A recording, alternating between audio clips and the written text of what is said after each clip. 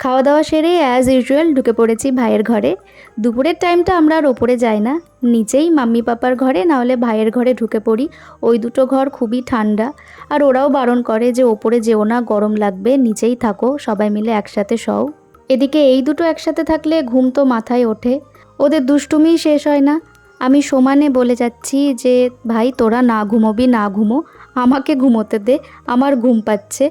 কে কার কথা শোনে, এ ওর পেছনে লেগেই যাচ্ছে, হাসাহাসি মারামারি, আর পারা যায় না। তো যাই হোক, দুপুরে একটু ঘুমিয়েছি। সন্ধেবেলায় বর বলল চলো একটু হাওয়া খেয়ে আসি, ঘরের মধ্যে আর ভালো লাগছে না, গরম লাগছে। তো একটু রসরার দিকে গিয়েছিলাম। আমি তো প্রথমবার গেলাম, এইসব রাস্তায় আমি আগে কখনোই আসিনি। ইনফ্যাক্ট আমি কাদির ওপর দিয়ে অনেকবার গিয়েছি, কিন্তু কাদিতে কখনোই থাকা হয়নি। আমার বেশ কিছু বন্ধুবান্ধব আছে কাদিতে। তো যাই হোক, এখন আমার নিজেরই শ্বশুর বাড়ি কাদিতে। তো একটু ঘুরছিলাম, ভালোই লাগছিল। হাওয়াটা দিলে আরও ভালো লাগতো, একটু গুমোট ছিল। ফেরার পথে ফুচকা খেলাম। আমার একটু মোমো খেতে ইচ্ছা করছিল, কিন্তু তারপরে ভাবলাম না, আবার রাতে খেতে হবে, তখন আর খেতে পারবো না। তাই ফুচকা খেলাম। আদিবাবু তো ফুচকা খেতে খুবই ভালোবাসে, আর আমিও ভালোবাসি, কিন্তু এখন ফুচকা খুবই কম খাই। ফুচকা খাওয়ার পার্টনার থাকলে তখন ফুচকা খেতে দারুণ লাগে, এমনি একা একা ভালো লাগে না। বাড়ি এসে জামাকাপড় ছেড়ে রাতের রান্না করতে লেগে গিয়েছি। চিলি পনির হচ্ছে। পনিরটা কেটে তারপর পেঁয়াজ ক্যাপসিকাম সব কিছু কেটে নিয়ে বসিয়ে দিয়েছি। আর রুটিটা তো আমার যা করেই রেখেছিল। রুমালি রুটি খাওয়ার কথা ছিল, কিন্তু তারপর রুমালি রুটি আর পাওয়া যায়নি, তো এমনিই বাড়িতে রুটি করে নিয়েছে। আর আমি চিলি পনিরটা তাড়াতাড়ি করে নিচ্ছি, কারণ এরপর একটু পাশে এক পিসির বাড়ি যাব দেখা করতে, তো সেই জন্য।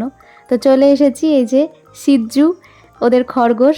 আমাদের আওয়াজ পাওয়া মাত্র একদম খাটের তলায় ঢুকে পড়লো, তারপর ও আর বেরোয়নি। আমি একটু নিচু হয়ে ওর ভিডিও নিচ্ছিলাম। তো যাই হোক, আমরা সবাই তো না বলেই হামলা করেছি যে চলো একটু দেখা করে আসি পিসির বাড়ি।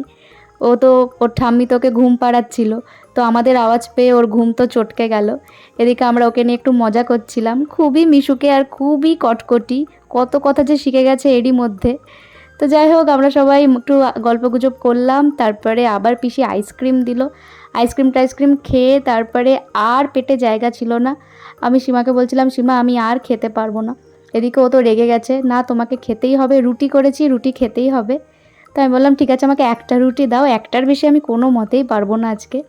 তো এইভাবেই সারাদিনটা কেটে গেল হই হুল্লোড় করে। কালকে তো আবার চলে যাব। তো চলো আজকের মতো ভিডিওটা এখানেই শেষ করছি। সকলে খুব ভালো থেকো, সুস্থ থেকো, টাটা।